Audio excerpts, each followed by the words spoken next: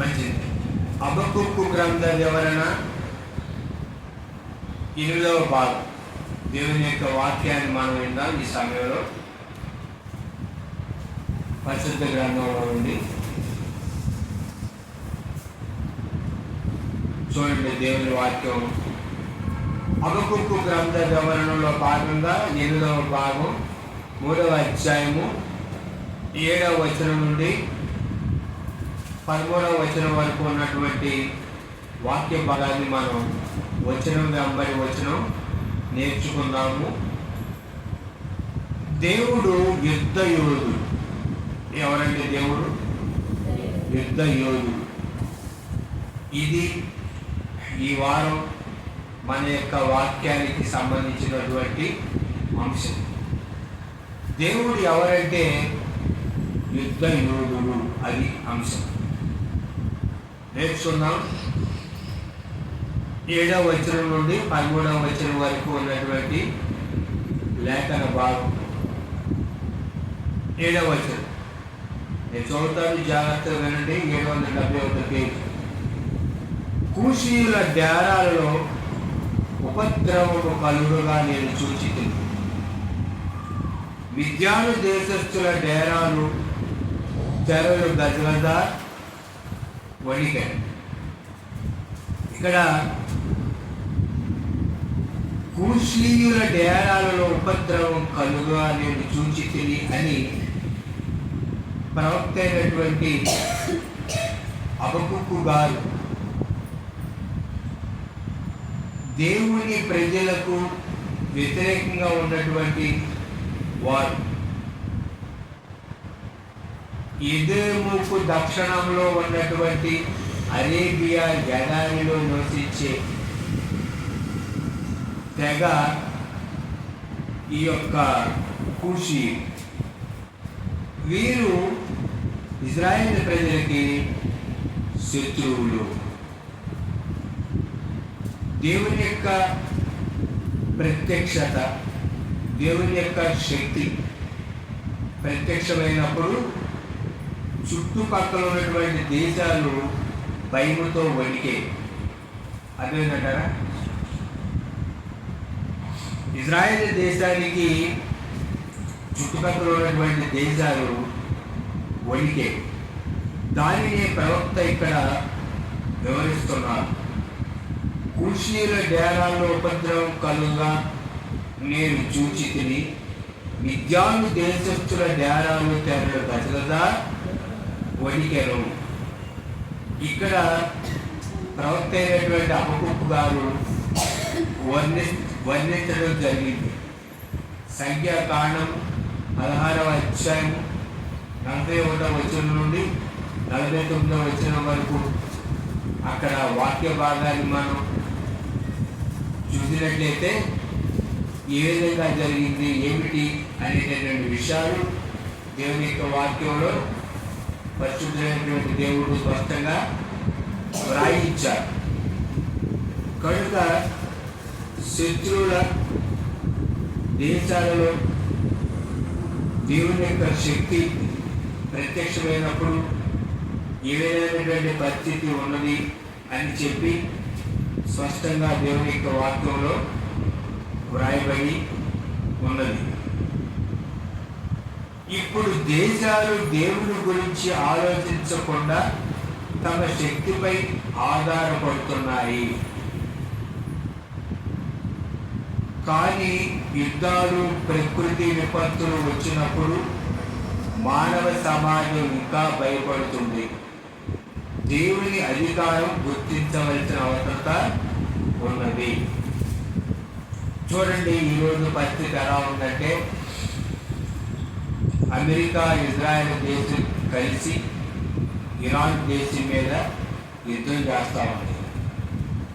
అదేవిధంగా ఇరాన్ దేశం అమెరికా మరియు ఇజ్రాయెల్ దేశానికి ఏ దేశాలైతే మద్దతు పలికినాయో ఆ దేశాల మీద యుద్ధం చేస్తూ ఉంది.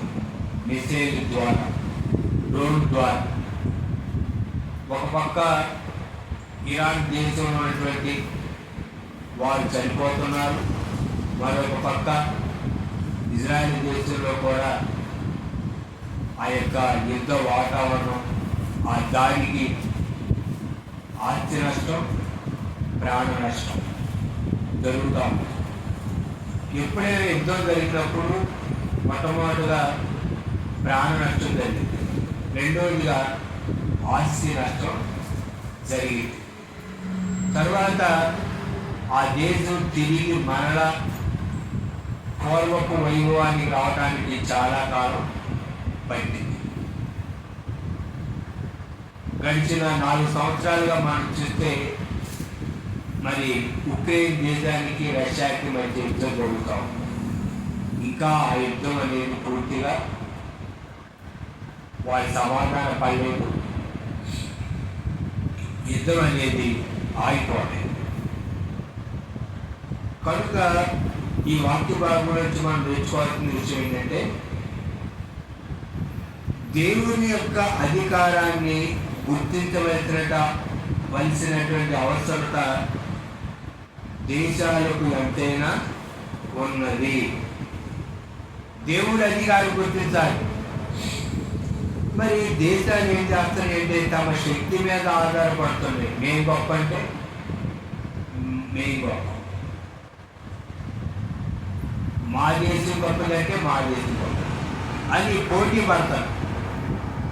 అంతేగాని దేశాలపైన దేవుడు ఉన్నాడు, దేవుడు సర్వాధికారి అని దేవుని అధికారాన్ని గుర్తించట్లేదు. విశ్వాసులు కూడా దేవునిలో విశ్వాసంతో నిలబడాలి. దేవుని యొక్క అధికారం కింద నేను ఉన్నాను అని విశ్వాసులు కూడా గుర్తించాలి. చాలామంది ఏమంటారు చూడండి, నా ఇష్టం అని అంటారు. అంటారా? నా ఇష్టం అంటారు. ఎప్పుడైతే ప్రభువైన యేసుక్రీస్తును మీరు సొంత రక్షకుడిగా అంగీకరించారో అప్పుడు నా అనే మాట ఉండదు, ప్రభు అనే మాట ఉండాలి. నా ఇష్టం అనేదిగా అది ఏమవ్వాలంటే సిలువ ఇవ్వాలి. నా ఇష్టం నువ్వు చెబితే నేను ఇదేంటి అదేనంట. నేను నా అనే మాట మాట్లాడకూడదు. దేవుని యొక్క అధికారం క్రిందకి నువ్వు రావాలి. దేవునిలో విశ్వాసంతో నువ్వు ముందుకు వెళ్ళాలి. విశ్వాసంలో నువ్వు దేవుని మీద ఆధారపడి విశ్వాసంలో నిలబడాలి. నేను అనే మాట నీ అంతరంగంలో వచ్చిందంటే ఇంకా నీలో ఉన్నటువంటి అహంకారం అనేది కాలేదని గుర్తుంచుకోవాలి. నీలో ఇంకా ఏముంది? అహం. అహం అనేది ఇంకా నేను అహం అనేటటువంటి దానిని నువ్వు విడిచిపెట్టలేదు అని గుర్తుంచుకోవాలి. అదేనంటారా? అహంకారం అనేది రాదు. దేవుని వాక్యం చెప్తా ఉంది, అహంకారం వదిలించి దీనులకు కృప చూపించును. దీనుడిగా కృప చూపిస్తారు. అహంకారులకు దేవుడి దగ్గర అసలు ఏమి లేదు, దగ్గర స్థానం లేదు. దేవుని యొక్క సన్నిధిలో అహంకారులకు అసలు దేవుని యొక్క దగ్గర స్థానం. కనుక మనం గుర్తుంచుకోవాల్సిన విషయం ఏంటంటే, దేవుని యొక్క అధికారం కిందకి నీవు నేను రావాలి. వ్యక్తులైనా దేశాలైనా సరే దేవుని మీద ఆధారపడి దేవుని యొక్క అధికారాన్ని గుర్తించాలి. ఆ యొక్క అవసరత ఎంతైనా ఉన్నది అనేటటువంటి అంశాన్ని ఈ యొక్క లేఖన భాగంలో నుండి ఈ మధ్యాహ్న కాల సమయంలో ఆదివారం ఆరాధన వర్తమానంలో మనం నేర్చుకోవాలి. తర్వాత విషయం 8వ వచనం నేను చదువుతాను, జాగ్రత్తగా వినండి. యెహోవా, నదుల మీద నీకు కోపం కలిగినందున, నదుల మీద నీకు ఉగ్రత కలిగినందున, సముద్రం మీద నీకు ఉగ్రత కలిగినందున నీ గుర్రములను కట్టుకొని రక్షణార్థమైన రథముల మీద ఎక్కి వచ్చుతున్నావు. చూసారండి, ఇక్కడ ప్రవక్త దేవుడు ఏ విధంగా వస్తున్నాడు అనే విషయాన్ని గురించి లేఖనాల్లో స్పష్టంగా వ్రాయించారు. ఎర్ర సముద్రాన్ని దేవుడు 2 పాయలు చేశాడు అనే విషయాన్ని హబక్కూకు గారు గుర్తు చేసుకున్నారు. దేవుడు చూసారండి, ఎర్ర సముద్రము ఏ విధంగా పాయలు చేయబడింది, దేవుడు ఇజ్రాయేల్ ప్రజలను ఏ విధంగా రక్షించారు, శత్రువు అయినటువంటి ఐగుప్తు యొక్క సైన్యాన్ని దేవుడు ఏ విధంగా ఎర్ర సముద్రంలో ముంచివేశారు అనేటువంటి విషయాన్ని ప్రవక్త హబక్కూకు గారు గుర్తు చేసుకున్నారు. నీ గుర్రములు కట్టుకొని రక్షణార్థమైన రథముల మీద ఎక్కి వచ్చుతున్నావు. ఇజ్రాయేల్ ప్రజలను రక్షించడానికి దేవుడు ఎర్ర సముద్రాన్ని పాయలు చేశారు. అదే ఎర్ర సముద్రంలో మరి ఇజ్రాయేల్ యొక్క సైన్యం ఏమైందంటే మునిగిపోయింది. అదే ఎర్ర సముద్రంలో దేవుడు తన ప్రజలైన ఇజ్రాయేల్ని నడిపించారు అనే విషయాన్ని హబక్కూకు గారు గుర్తు చేసుకున్నారు. చూడండి, దేవుడు మనపై కోపిస్తాడు. ఎప్పుడు దేవుడు మన మీద కోపిస్తాడు? ప్రభువైనటువంటి యేసుక్రీస్తుని సొంత రక్షకుడిగా అంగీకరించినప్పటికీ దేవుడు మన మీద కోపగిస్తాడు. ఎప్పుడు దేవుడు మన మీద కోపడతాడు? ఎప్పుడు కోపడతాడండి దేవుడు మన మీద? ఎప్పుడు కోపడతాడు? ఆయన మాట విననప్పుడు. ఎప్పుడు దేవుడు మన మీద కోపడతాడంటే రూటు తప్పినప్పుడు. ఎప్పుడు? రూటు తప్పినప్పుడు, రాంగ్ రూట్లో వెళ్తున్నప్పుడు, మాట విన్నప్పుడు, గాడి తప్పినప్పుడు దేవుడు మనపై కోపిస్తాడు. మన జీవితం పరిశుద్ధంగా ఉండాలి. మన జీవితం పరిశుద్ధంగా ఉండాలి. అప్పుడు మనం పాపాలు ఒప్పుకొని పశ్చాత్తాపడి రక్షించబడతాం. మన జీవితం పరిశుద్ధంగా ఉండాలి. పరలోక రాజ్యానికి వెళ్ళాలంటే పచ్చి చేయాలి. ఏం చేయాలి? పచ్చి చేయాలి. ఆత్మ సంబంధమైన జీవితంలో ఎదుగుతున్నప్పుడు మనం పచ్చి చేయకపోతే పరలోకం రాదు. ఏదైనా గాయమైనప్పుడు మనం ఏం చేయాలంటే ఒక పక్క ట్యాబ్లెట్లు వేసుకుంటూ కూడా మరొక పక్క పచ్చి చేయాలి. ట్యాబ్లెట్ వేసుకుంటున్నాగా అని పచ్చిని చేయకుండా ఉంటే గాయం అనేది తగ్గిద్దా? నేను ట్యాబ్లెట్ వేసుకుంటున్నాగా అని దాన్ని తగినట్టు పచ్చి చేయలేదనుకోండి, గాయం బాగుంటుంది. నేను ట్యాబ్లెట్ వేసుకుంటున్నాగా గాయం అదే తగ్గిద్దని అనుకోవడం ఏమిటి? వల్ల నేను దేవుడి వాక్యం వింటున్నాగా అని ఎలా ఉంటే ఏమైంది అని అనుకోవటం మూర్ఖత్వం. కనుక మనం ఏమంటే పరిశుద్ధంగా ఉండాలి. మనం పరిశుద్ధంగా ఉండవలసినటువంటి అవసరత ఎంతైనా ఉన్నది అనేటటువంటి వాస్తవాన్ని చదువుకున్నటువంటి లేఖన భాగంలో మనం నేర్చుకోవాలి. దేవుడు ఎవరయ్యా అంటే రక్షించేటటువంటి వాడు. దేవుడు ఎవరు? రక్షకుడు. దేవుడు ఇజ్రాయేల్ ప్రజలను రక్షించాడు. ఈనాడు ప్రపంచంలో ఇజ్రాయేల్ దేశం ప్రపంచంలో చాలా చిన్న దేశం. ఇజ్రాయేల్ దేశానికి చుట్టూ ముస్లిమ్స్ కంట్రీస్ ఉంది. అదేవిధంగా ఇరాను, ఇరాకు, కువైట్, తర్వాత యోర్దాను, టర్కీ, చాలా దేశాలు ఇజ్రాయెల్ దేశం చుట్టూ ఉంటాయి. అటు ఐగుప్తు, ఇటు పక్క సిరియా. అయినా ఇజ్రాయెల్ దేశం బలంగా ఉండడానికి కారణం ఏంటంటే దేవుడు ఇజ్రాయెల్కి దేశానికి వాగ్దానం ఇచ్చాడు. ఇజ్రాయెల్ ప్రజలు ఎవరయ్యా అంటే దేవుడు ఏర్పరచుకున్నటువంటి జనాంగం, దేవుడు ప్రజల వాళ్ళు. మరి నీవు నేను ఎవరు? దేవుడి ప్రజలనే. అది ఎలాగా?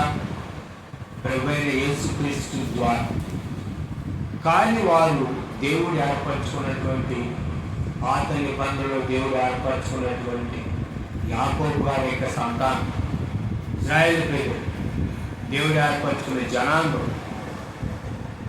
కనుక దేవుడు వారి పక్షాన్ని ఏం చేస్తారండి? దేవుడు వారి పక్షాన్ని యుద్ధాలు చేస్తారు. దేవుడు వారి పక్షాన్ని ఉంటారు.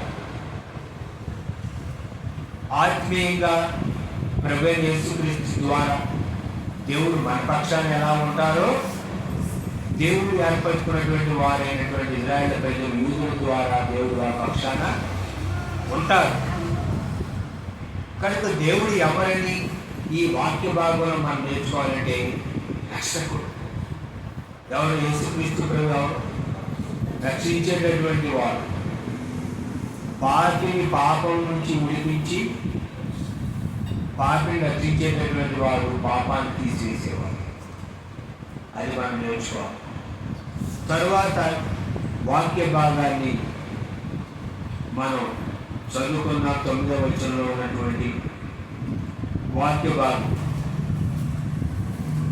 విల్లు వరలో నుండి తీయబడి ఉన్నది, నీ వాక్కు తోడని ప్రమాణం చేసి నీ భారములను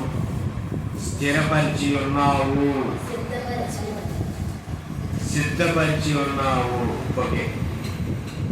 నీ వాక్కు తోడని ప్రమాణం చేసి నీ భారములను సిద్ధపరిచి ఉన్నావు. దేవుడు తన ప్రజల కోసం యుద్ధం చేస్తాడు. దేవుడు ఏం చేస్తాడండి? దేవుడు తన ప్రజల కోసం యుద్ధం చేస్తాడు. మోషే ప్రార్థించగా మన్నాను కురిపించాడు. యెహోషువ ప్రార్థించగా సూర్యచంద్రుడు ఆపాడు. ఉరుములు మెరుపులు మెండుగా కురిపించాడు. దేవుడు తన ప్రజల పక్షాన ఏం చేసేవాడంటే యుద్ధం. దేవుడు యుద్ధ యోధుడు, సైన్యములకు అధిపతి దేవుడు యెహోవా. ఉరుములు మెరుపులు వడగళ్ళు దేవుని యొక్క సైన్యం. దేవుడి సైన్యం ఉరుము, మెరుపు, సముద్రం. దేవుడు మాట విని సముద్రం ఏం చేస్తుంది తెలుసా? 2 పాయలుగైనటువంటి సముద్రం కలిసి ఈనాటికి ఎర్ర సముద్రము అడుగున ఫరో రథాలు ఇప్పటికీ ఉంది. ఫరో రథాలు ఇప్పటికీ ఉంది ఎర్ర సముద్రంలో. అదే ఎర్ర సముద్రం అడుగున ఫరో సైన్యం వారినటువంటి రథాలు, ఆ రథ చక్రాలు ఇప్పటికీ ఆ యొక్క ఎర్ర సముద్రంలో నాచు బట్టి, పాకుడు బట్టి ఇప్పటికీ అది స్పష్టంగా ఆనాడు దేవుడి యొక్క కార్యానికి నేడు ఎర్ర సముద్రంలో ఉన్నటువంటి ఆ రథాలు ప్రత్యక్ష సాక్షి. కళ్ళు కొన్ని మాటలు కాకమ్మ కథ కాదు, చరిత్ర. అదే చరిత్ర. న్యాయం కోసం పోరాడే వారికి దేవుడు ఖచ్చితంగా సహాయం చేస్తాడు. దేవుడు అనుమతిస్తాడు. అందుకని ఇక్కడ వేయబడిన మాట, నీ వాక్కు తోడని ప్రమాణం చేసి నీ బాణములను సిద్ధపరిచి ఉన్నావు. చూసారండి, భూమిని బద్దలు చేసి నదులను కలుగు చేస్తున్నావు. ఎవరు?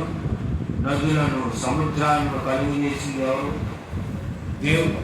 ప్రభువైనటువంటి యేసుక్రీస్తు వారు సముద్రాన్ని సృష్టించింది, నదులను సృష్టించింది దేవుడు. దేవుడు ఈ వాక్య భాగంలో సృష్టికర్త. గడిచినటువంటి వాక్య భాగంలో దేవుడు యుద్ధ యోధుడు, రక్షకుడు. దేవుడు సృష్టికర్త, రక్షకుడు, యుద్ధ యోధుడు ప్రభువైనటువంటి యేసుక్రీస్తు వారు. ఆత్మీయ యుద్ధం అదే. మనము ఆత్మీయ యుద్ధంలో ఉన్నాం. మనము పోరాడున్నది శరీరంతో కాదుగా ఆకాశ మండలం మందున దురాత్మల సమూహాలతో పోరాడుతున్నాము. మనం పోరాడున్నది ఎవరితో? శరీరంతో కాదు, మనుషులతో కాదు పోరాడేది. ఇంట్లో ఉన్నతో, చుట్టుపక్కల వాళ్ళతో, బయట కాదు పోరాడేది. ఆకాశ మండలం మందున దురాత్మల సమూహాలతో పోరాడుతున్నాము. దేవుడు మన యొక్క సైన్యాధిపతి, సైన్యములకు అధిపతి యెహోవా. మరి ఆత్మీయ యుద్ధంలో మనం పోరాడుతున్నప్పుడు మనం కలిగి ఉండవలసినటువంటి ఆయుధాలు ఏంటి? ప్రార్థన. ఏంటండి? ప్రార్థన అనే ఆయుధం ఉండాలి. తరువాత మనం కలిగి ఉన్నటువంటి ఆయుధం ఏంటంటే వాక్యం. ప్రభువైనటువంటి యేసుక్రీస్తు వారిని అపవాది శోధిస్తున్నప్పుడు యేసుక్రీస్తు ప్రభువారు ఆమె చెప్పారు, రాళ్ళను రొట్టెలుగా చేసుకోమని, రాళ్ళను రొట్టెలుగా చేసుకొని తినమని అపవాది యేసుక్రీస్తు ప్రభువుని శోధించినప్పుడు ప్రభు యేసుక్రీస్తు వారు అన్నారు, మనుషుడు రొట్టె వలన మాత్రము కాదు కానీ దేవుని నోటి నుండి వచ్చు ప్రతి మాట వలన జీవించును అని వ్రాయబడి ఉన్నది అని యేసుక్రీస్తు ప్రభువారు చెప్పారు. అదే ఆత్మీయంలో నీ సొంత మాటలు పని. చాలా మంది ఏమంటారు, సాతాను అంటే బంధిత. ఏంటంటే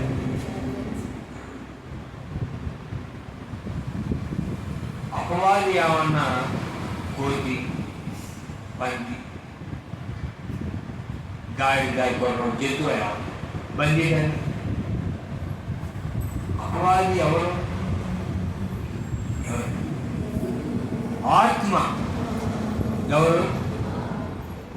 ఆత్మ, చెడ్డ ఆత్మ. అపవాది నేను చాలా మంది బంధిస్తున్నామంట, బంధితులంట.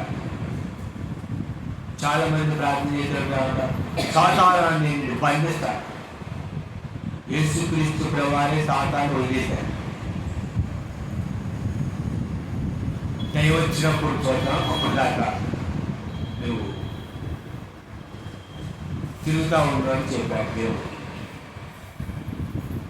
అదే దేవుడు అపవాదితో మాట్లాడుతున్నప్పుడు నువ్వు ఎక్కడి నుంచి వస్తున్నావంటే అపవాది ఆమె చెప్పాడు దేవుడితో. ఎక్కడ? ఇటువంటి గాలి. ఎక్కడండి? భూమి మీద అటు ఇటు తిరుగుతూ వస్తున్నాను. ఈనాడు అపవాదిని బంధిస్తాను అంటారు. బంధించలేము మనం అపవాది. అదేనంటారు అపవాది క్రియలు ఏర్పరచగలుగుతుంది. కనుక మన ఆత్మీయ యుద్ధంలో మన యొక్క శత్రువు అపవాది, మన పక్షాన ఉండేది దేవుడు. మన ఆయుధం ప్రార్థన, వాక్యం. వాక్యాన్ని గుర్తుపెట్టుకోవాలి. అపవాదిని ఎదిరించే ఆత్మ ఖడ్గం ఏంటిది? వాక్యం. వాక్యం ఉండాలి. వాక్యం నీ నోట, నీ ఎదుట, నీలో ఉండాలి వాక్యం. అదేనా? కనుక వాక్యం ఉండాలి. ఆ విషయాన్ని మనం ఈ యొక్క లేఖన భాగం నుంచి మనం నేర్చుకోవాలి. నేర్చుకున్నాం. తర్వాత 10వ వచనం, నిన్ను చూచి పర్వతములు కనిపించు, జలముల ప్రవాహములుగా పారు, సముద్రగాను ఘోషించుచు తన చేతులు పైకెత్తును. అదేగానే ఇక్కడ వాక్యం ఏమన్నా,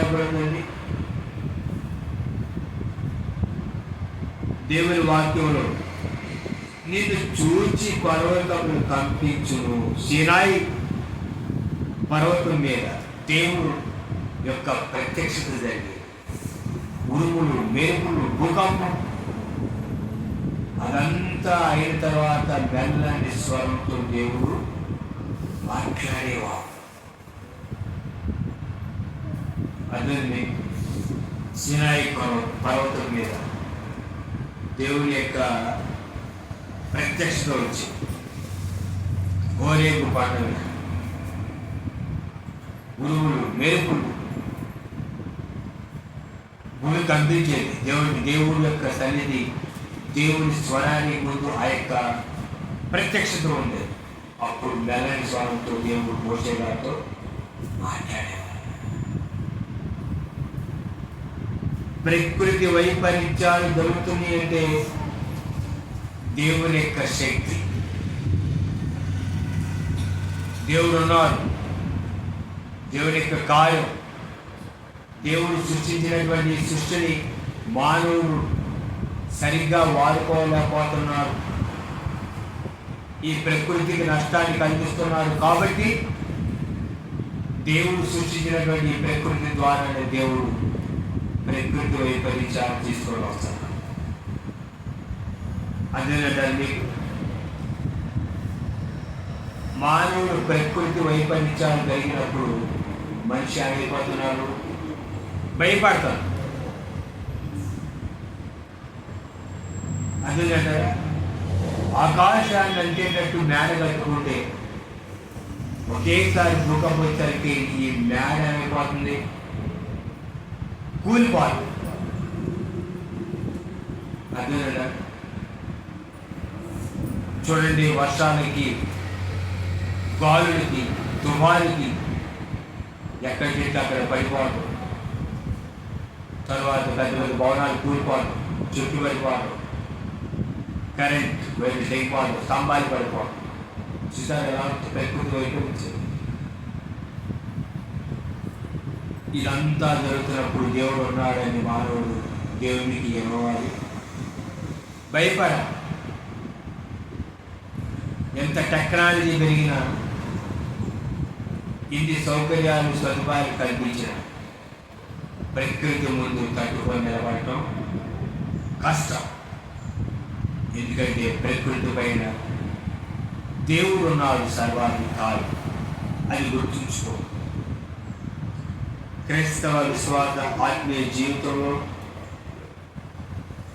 మన కష్టాలు అనేవి పెద్దవి. మనకి అదే మన కష్టాలు మన దృష్టిలో పెద్దవి, కానీ దేవుని యొక్క శక్తి ఇంకా పెద్దది. ముందు ఎర్ర సముద్రం, వెనక వైపు ఇజ్రాయెల్ సైన్యం.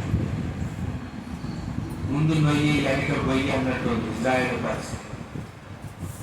ఆ యొక్క పరిస్థితి కంటే దేవుడి యొక్క శక్తి గొప్పది. కార్యం చేసే దేవుడు ఉన్నాడు కనుక మోషే గారు ప్రార్థన చేస్తే దేవుడు కార్యం చేశాడు.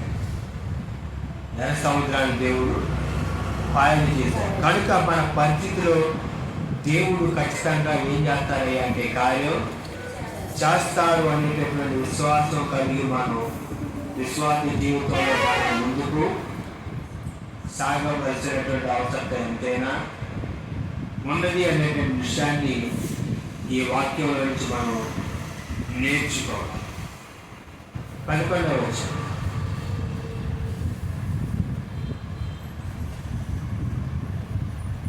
11వ వచనం, నీ ఈటెలు తలతడలాడగా సంచరించు నీ బాణముల కాంతికి భయపడి సూర్య చంద్రుడు తమ నివాసములలో ఆగిపోదురు. ఇది యెహోషువ కాలంలో జరిగినటువంటి విషయం. అదేంటంటే దేవుడు యెహోషువ ప్రార్థన చేస్తే సూర్యచంద్రులను ఏం చేశారు? ఆపారు. సూర్యుడా నువ్వు ఆగు అంటే సూర్యుడు ఆగాడు, చంద్రుడా నువ్వు ఆగంటే చంద్రుడు ఆగాడు. యెహోషువ కాలంలో ఇజ్రాయేల్ ప్రజలకి శత్రు దేశానికి మధ్య యుద్ధం జరుగుతున్నాం. యెహోషువ ప్రార్థించేస్తే దేవుడు సూర్యచంద్రులను ఆపారు. కాలాన్ని సృష్టించినటువంటి దేవుడు ఆ కాలాన్ని తన యొక్క ఆధీనంలో ఉంచుకుంటాడు. కాలాన్ని సృష్టించినటువంటి దేవుడు కాలానికంటే ముందు ఉన్నాడు. కాలాన్ని తన యొక్క స్వాధీనంలో ఉంచుకుంటాడు. కాలాలని పరిస్థితులను నియంత్రించేటటువంటి శక్తి దేవుడికి ఉన్నది అనేటటువంటి వాస్తవాన్ని మనం నేర్చుకోవాలి. మన జీవితంలో కూడా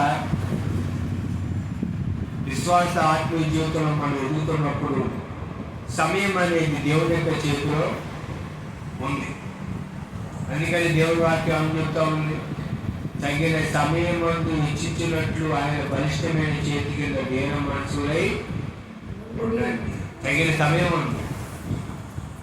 అదేంటారా? ఎప్పుడు తగిన సమయం?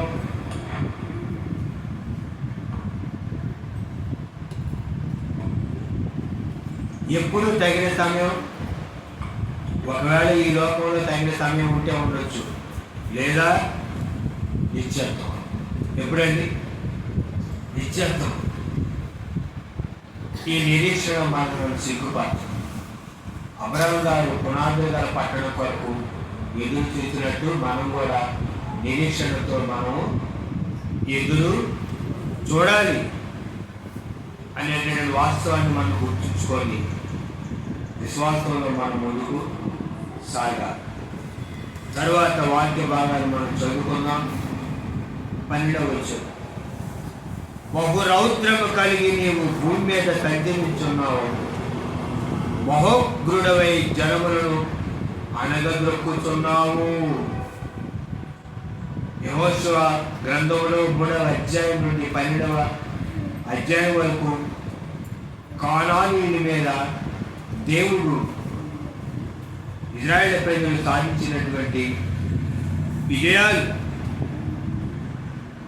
అదేంటంటే దేవుడు అన్యాయం చేసినటువంటి దేశాల మీద తీర్పు తీరుస్తాడు. అన్యాయం ఎక్కువైతే దేవుడు తీర్పు తప్పదు. అదేనా? అన్యాయం ఎక్కువైతే దేవుడు తీర్పు తీరుస్తాడు.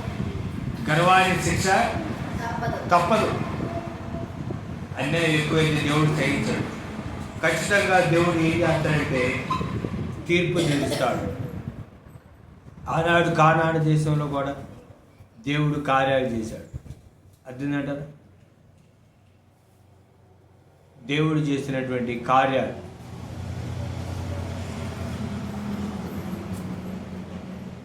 ఆనాడు దేవుడు ఇజ్రాయేల్ ప్రజల పట్ల గొప్ప కార్యం చేశారు. కానానీయులు యుద్ధం జరిగినప్పుడు దేవుడు ఇజ్రాయేల్ ప్రజల్ని రక్షించాడు. దేవుడు తన ప్రజల పక్షాన ఉండి యుద్ధం చేశాడు. దేవుడు అదేంటారు? ఎరుకో కోట గోడలు దేవుడు ఏం చేశాడు? కూల్చాడు. ఎర్ర సముద్రాన్ని దేవుడు పాయలు చేశాడు. యోర్దానుని దేవుడు ఏకరాశిగా నిలిపాడు. కనుక విశ్వాసులైనటువంటి మనం నీతిగా ఉండాలి. లేకపోతే మన యొక్క సాక్ష్యం అనేది ఏమైపోద్ది? బలహీనపరచబడి. అందుకని ప్రభు అయినటువంటి యేసుక్రీస్తు వారు అవని చెప్పారు, ఉప్పు నిస్సారమైన ఎడల అది దేని వలన సారము పొందును. అదేనంటారా? ఉప్పు నిస్సారమైతే అది దేనివల్ల సారం పొందుతుంది? కిరాణా షాపుల్లో చూడండి, ఉప్పు బస్తాలు బయట వేసి ఉంచుతారు. దానిలో ఉన్నటువంటి సారం పోయి నీరు కారుతుంది అనుకోండి, అప్పుడు ఉప్పులో ఏమి లేనట్టు సారం, దాని యొక్క రుచిని అది ఏమైపోతుంది? కోల్పోతుంది. ఉప్పు నిస్సారమైన ఎడల అది దేనివల్ల సారం పొందును? మీరు లోకములకు ఉప్పై ఉన్నారు. ఉప్పులో ఉన్నటువంటి సారం కోల్పోతే దాన్ని ఏం చేస్తారు? మనుషులు పారేస్తారు, తొక్కుతారు. కనుక మీరు లోకానికి ఉప్పని యేసుక్రీస్తు ప్రభువారు చెప్పారు. కనుక మన సాక్ష్యం బలంగా ఉండాలి, మన విశ్వాసంలో నీతిగా జీవించాలి. 11వ వచనం, నీ జనులను రక్షించుటకు నువ్వు బయలుదేరుచున్నావు, నీవు నియమించిన అభిషక్తుని రక్షించుటకు బయలుదేరుచున్నావు. దుష్టుల కుటుంబీకులలో ప్రధానుడొక్కడుండకుండా వారి తలలను మెడను ఖండించి వారి నిర్మూలము చేయుచున్నావు. దేవుడు ఇజ్రాయేలును రక్షించేటటువంటి వాడు. ఈనాడు దేవుడి పిల్లలైన మనల్ని కూడా దేవుడు ఏం చేస్తాడు? రక్షిస్తాడు. దేవుడు రక్షకుడు, తన ప్రజలను కాపాడుతాడు. ప్రపంచ దేశాలలో నేడు గందరగోళం, యుద్ధ వాతావరణం పరిస్థితి ఉన్నప్పటికీ కూడా దేవుడు రక్షించేటటువంటి వాడు. అదేనంటారు, శత్రువులను నాశనం చేయగలిగినటువంటి శక్తిమంతుడు మనం ఆరాధించేటటువంటి దేవుడు. కనుక చదువుకున్నటువంటి లేఖన భాగం నుంచి మనం నేర్చుకోవాల్సిన విషయం ఏంటంటే, క్రీస్తు ద్వారానే రక్షణ. ఎవరి ద్వారా? తన ప్రజలను వారి పాపం నుండి ఆయనే రక్షించిన కనుక ఆయనకి యేసు అని పేరు పెట్టుది. యేసు క్రీస్తు తప్ప పాపం నుంచి మనిషిని రక్షించేవారు ఎవరు కూడా లేరు. నేనే అన్న దేవుడు, నేనే మార్గం, నేనే జీవం, నేనే సత్యం అని చెప్పిన యేసు క్రీస్తు ప్రభు. క్రీస్తు ద్వారానే రక్షణ, ఇక వేరే రక్షకుడు లేరు అనేటటువంటి విషయాన్ని ప్రతి వ్యక్తి, ప్రతి దేశం కూడా గుర్తించాలి, గ్రహించాలి. కనుక నేర్చుకున్నటువంటి లేఖన భాగాల్లో నుంచి మనం అల్టిమేట్గా చివరిగా నేర్చుకోవాల్సింది ఏంటంటే, దేవుడు యుద్ధ యోధుడు. దేవుడు ఎవరండి? యుద్ధ యోధుడు. అది మనం నేర్చుకోవాల్సింది. హబక్కూకు గ్రంథ వివరణలో భాగంగా 8వ భాగం మనం నేర్చుకున్నటువంటి వాక్య భాగంలో దేవుడు ఆనాడు ఇజ్రాయేలు ప్రజల పక్షాన్ని యుద్ధం చేసిన దేవుడు నేడు ఇజ్రాయేలు ప్రజల పక్షాన్ని, ఇజ్రాయేల్ దేశం పక్షాన్ని దేవుడు యుద్ధం చేస్తాడు. నేడు ఆత్మీయ పిల్లలు, వాగ్దానం పిల్లలైనటువంటి మన పక్షాన ప్రభువైన యేసుక్రీస్తు వారు కూడా ఆయన యుద్ధం చేస్తారు. కనుక ఆత్మీయ జీవితంలో శోధన అనేది తప్పనిసరి. దేవుడు మన పక్షానుగా మనకి విరోధి ఎవరు అనేటటువంటి సత్యాన్ని మనం నేర్చుకున్నాం. హబక్కూకు గ్రంథ వివరణలో భాగంగా 8వ భాగం వచ్చే ఆదివారం హబక్కూకు గ్రంథ వివరణ 9వ భాగం చివరి భాగం నేర్చుకుంటాం. అంతవరకు ప్రభు కృప మనకి తోడు నడిపించేలాగ దయచేసి తల నుంచి కల్పిస్తున్నట్టయితే విన్నటువంటి వాక్యాన్ని బట్టి ప్రార్థన చేస్తూ ప్రతి ఒక్క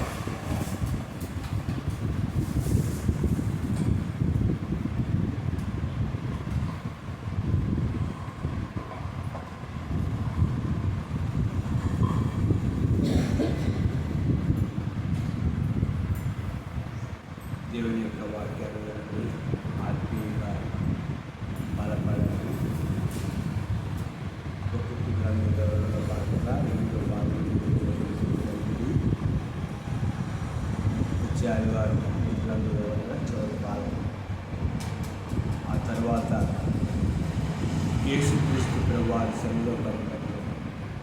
7 మాటలు వాటిలో చూడండి. మీ అభిప్రాయాలు, మీ సూచనలు, మీ సలహాలు, కామెంట్ సెక్షన్లు తప్పకుండా మీరు కామెంట్ చేయండి. ఈ ప్రార్థన అవసరాలు మా యొక్క ఫోన్ నెంబర్ 8639262647 అనేటటువంటి ఫోన్ నెంబర్కి ఫోన్ చేయండి. ఈ ప్రాంతాలలో దేవుని యొక్క వాక్యాన్ని బోధించాలంటే మీరు ఖచ్చితంగా మమ్మల్ని సంప్రదించండి. మా ఫోన్ నెంబర్ చేయండి. ఖచ్చితంగా మీ ప్రాంతాలలో మీ యొక్క స్థానిక సంఘ కాపరి సహాయంతో మీ ప్రాంతంలో దేవుని యొక్క వాక్యం బోధించడం జరిగింది. అంతవరకు ప్రభు కృప తోడే ఉండి మనల్ని నడిపించుకుంటాక దేవుని అందరికీ మన ప్రభు రక్షణలో వందనాలు. మా యొక్క ఫోన్ నెంబర్ మరొకసారి 8639262647 8639262647. కొత్తగా మన ఛానల్ చూస్తున్నటువంటి వారు ఖచ్చితంగా మీరు సబ్స్క్రైబ్ చేసుకోండి. ఆత్మీయ సందేశాలు చాలామంది చూస్తున్నారు కానీ సబ్స్క్రైబ్ చేసుకోండి. చాలామంది సబ్స్క్రైబ్ చేసుకున్నారు కానీ వాక్యం వినట్లేదు. వాక్యాన్ని వినండి, లైక్ చేయండి, వాక్యాన్ని షేర్ చేయండి.